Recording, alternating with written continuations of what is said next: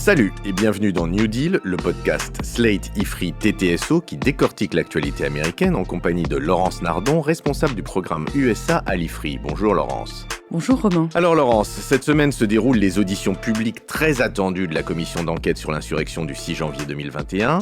Cette commission a été créée par la Chambre des représentants et a mené un immense travail depuis 11 mois avec plus de 1000 interviews, la convocation de 100 témoins clés, les fameux subpoenas, la consultation de 140 000 documents. L'objectif est de faire toute la lumière sur les responsabilités qui ont mené aux événements du 6 janvier lorsqu'une foule d'émeutiers a envahi le Capitole pour interrompre la certification des résultats des élections présidentielles.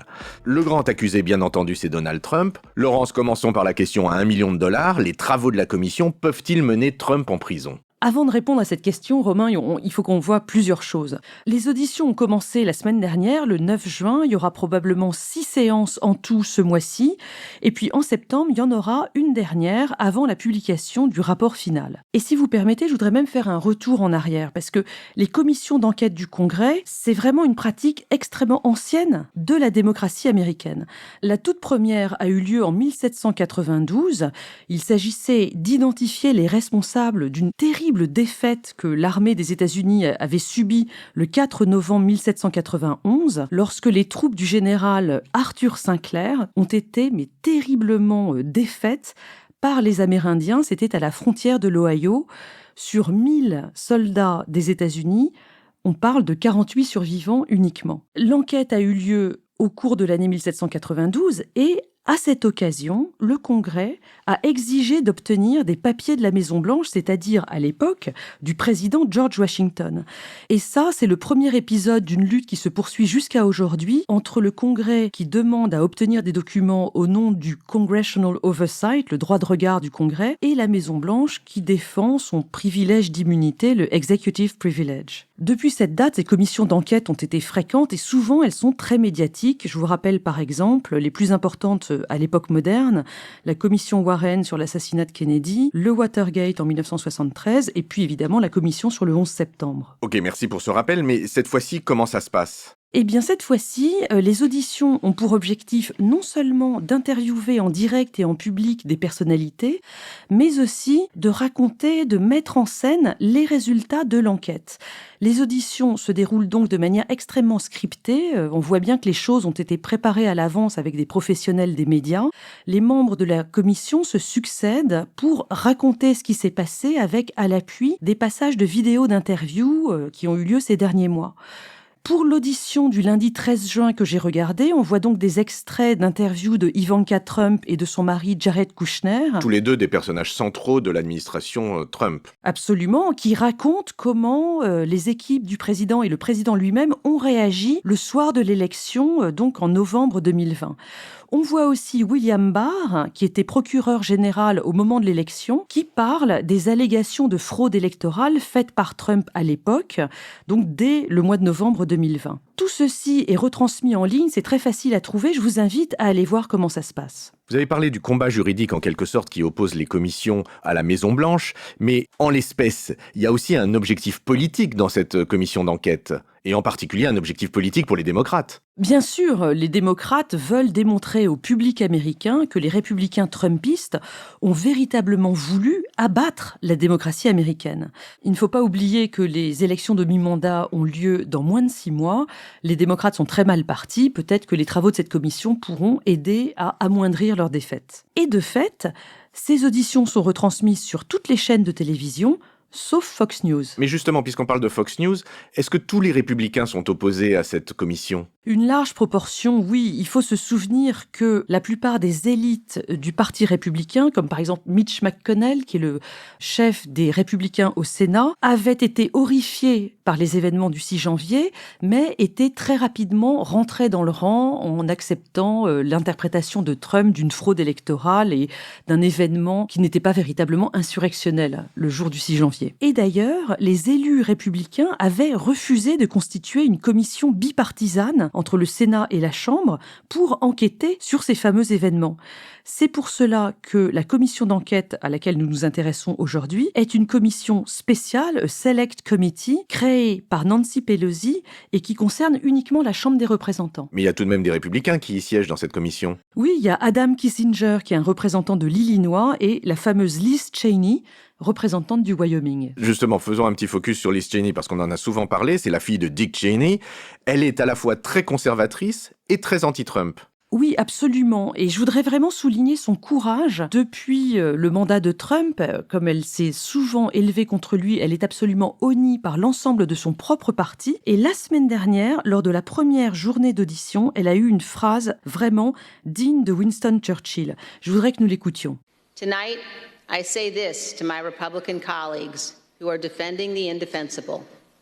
There will come a day when Donald Trump is gone. But your dishonor will remain. Alors, je vous la traduis. Ce soir, je dis ceci à mes collègues républicains. Vous défendez l'indéfendable. Il viendra un jour où Donald Trump sera parti, mais votre déshonneur restera. Churchillien indeed. Mais Laurence, vous avez parlé de la position des élus républicains, mais quelle est la position de l'opinion républicaine ? L'opinion des républicains est divisée en deux courants. Un qui est peut-être plus petit mais très bruyant, c'est celui des Trumpistes.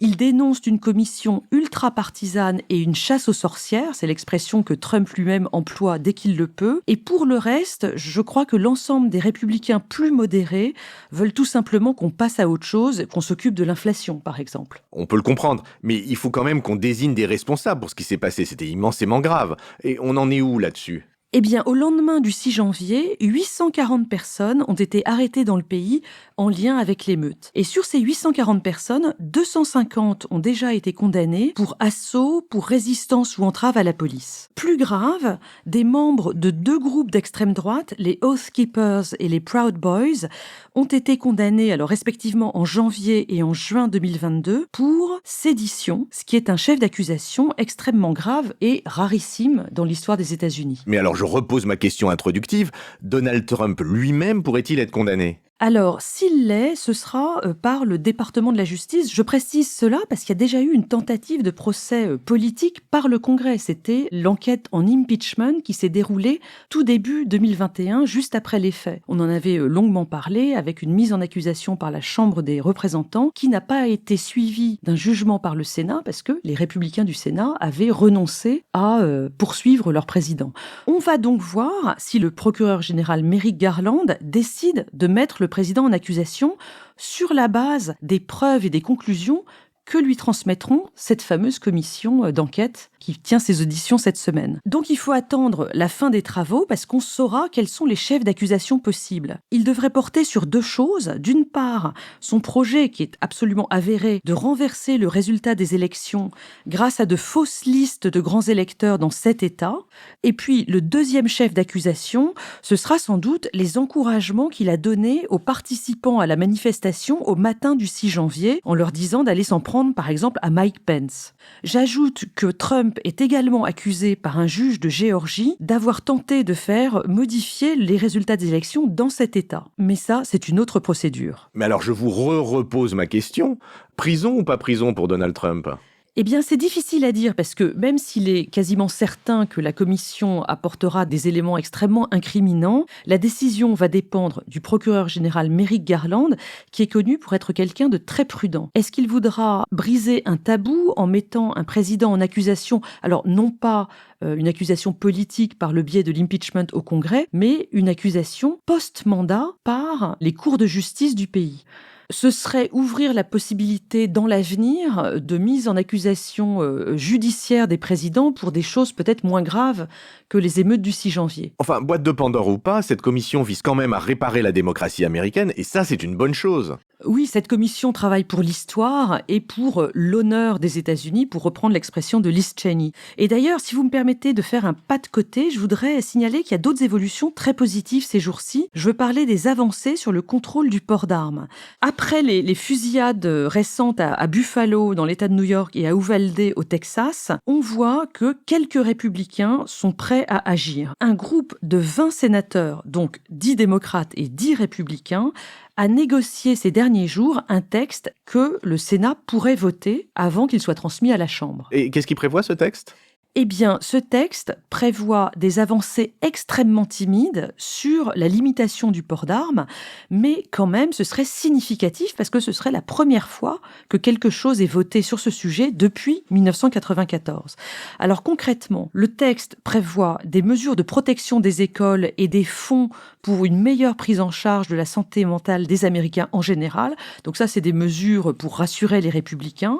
Et sur le port d'armes, en particulier, il s'agirait d'étendre le contrôle des antécédents judiciaires et de la santé mentale pour les acheteurs de moins de 21 ans. Je vous rappelle que les 2 agresseurs à Buffalo et à Uvalde avaient 18 ans, donc ça les aurait concernés. Et puis, deuxièmement, il s'agirait de mettre en place au niveau fédéral ce qu'on appelle une loi drapeau rouge, red flag, qui permettrait de confisquer les armes des personnes qu'un juge aurait reconnues comme dangereuses. Je précise, pour montrer à quel point l'élan est fort, que Mitch McConnell, donc chef des Républicains au Sénat, est pour le passage de cette loi. Mais alors finalement, est-ce que les débordements trumpiens et les tragédies sans cesse renouvelées des fusillades américaines aboutissent paradoxalement à une décrispation de la politique américaine ? Ce qu'on voit sur ces 2 sujets, c'est qu'il y a quand même des procédures institutionnelles qui continuent à fonctionner et qui, en l'occurrence, vont dans le bon sens. Alors, il faudra voir là-dessus 2 autres choses. C'est un petit peu tôt, mais je vous les signale quand même. Premièrement, on va devoir suivre le succès ou non des candidats soutenus par Trump dans les primaires républicaines ce printemps, les primaires pour les élections de novembre prochain. Ça, ce sera un élément déterminant pour savoir si Trump continue à tenir le Parti républicain en otage ou pas. Par exemple, Liz Cheney fait face à une primaire républicaine dans son État, le Wyoming, contre une candidate soutenue par Trump. Le vote aura lieu le 16 août, on en reparlera.